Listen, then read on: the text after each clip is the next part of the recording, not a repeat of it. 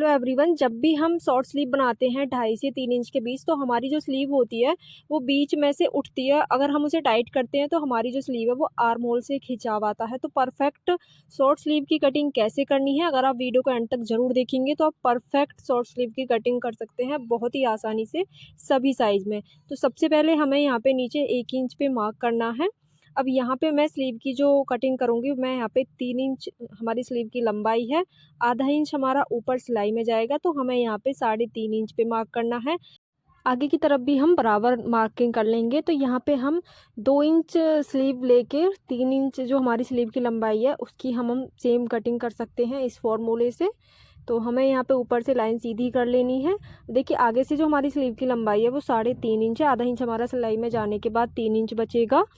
अब यहाँ से देखिए, ऊपर से हमें 2 इंच नीचे की तरफ मार्क करना है, जो हम स्लीव में गोलाई लगाएंगे। इस लाइन को हम सीधा कर लेंगे। तो यहाँ पे मैंने लाइन को सीधा कर लिया है समझने के लिए।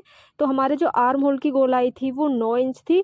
तो जब हम यहाँ पे स्लीव की कटिंग करेंगे तो जो हमने 2 इंच नीचे की तरफ निशान लगाया है वहाँ पे हमें 1 इंच कम करके 8 इंच पे मार्क कर लेना है। तो जितनी भी आपकी आर्म होल की गोलाई है, जब भी आप स्लीव की कटिंग करते हैं तो हमें यहाँ पे 1 इंच कम करके मार्क कर लेना है। अब देखिए, इस शेपर से मैं आपको बहुत ही ईजी तरीके से स्लीव की शेप करना बताऊंगी। तो हमें इस तरह से शेपर को रखना है और मार्किंग करनी है। अब दूसरी साइड से हम शेपर को इस तरह से रखेंगे और नीचे वाली हम गोलाई लगा लेंगे। तो इस तरह से आप बहुत ही आसानी से परफेक्ट शॉर्ट स्लीव की मार्किंग कर सकते हैं। तो यहाँ से हम इसे इस तरह से अच्छे से गोलाई लगा लेंगे। अब आगे से जो हमारी स्लीव की बॉटम है वो 7 इंच है, तो 7 इंच पे मार्क कर लेंगे और ऊपर वाले निशान को हम इस तरह से मिला देंगे। तो इस तरह से सभी कटिंग करते हैं। ये हमारा स्लीव कटिंग करने का नॉर्मल तरीका है। अब हमें इसमें चेंज क्या करना है वो मैं आपको आगे बताऊंगी। तो पहले हम बैक पार्ट के लिए मार्किंग कर लेंगे। तो यहाँ पे हम शेपर को इस तरह से रखेंगे, ऊपर की तरफ आधा इंच हम एक्स्ट्रा रखेंगे जो हमने पहले मार्किंग करी थी। और इस तरह से शेपर को रखते हुए ऊपर वाली गोलाई से हम मिला लेंगे। तो इस तरह से आपकी जो स्लीव की कटिंग है वो फ्रंट और बैक दोनों की मार्किंग हो गई है। तो आप इस तरह से बहुत ही आसानी से स्लीव की मार्किंग कर सकते हैं। अब देखिए, जो हमारी स्लीव बीच में से उठती है वो क्यों उठती है, तो यहाँ पे जो हमारा नीचे की साइड जो कपड़ा है ये बहुत ही कम बचा है। तो आधा आधा इंच हमारा सिलाई में जाएगा, तो हमारा जो कपड़ा है वो 1 इंच के आसपास बचेगा। तो अब हमें यहाँ पे क्या करना है, आगे से हमें लंबाई उतनी ही रखनी है और जो हमारा नीचे की वाली साइड है वहाँ से हमें 1 इंच आगे की तरफ को इस तरह से मार्क करना है स्केल से।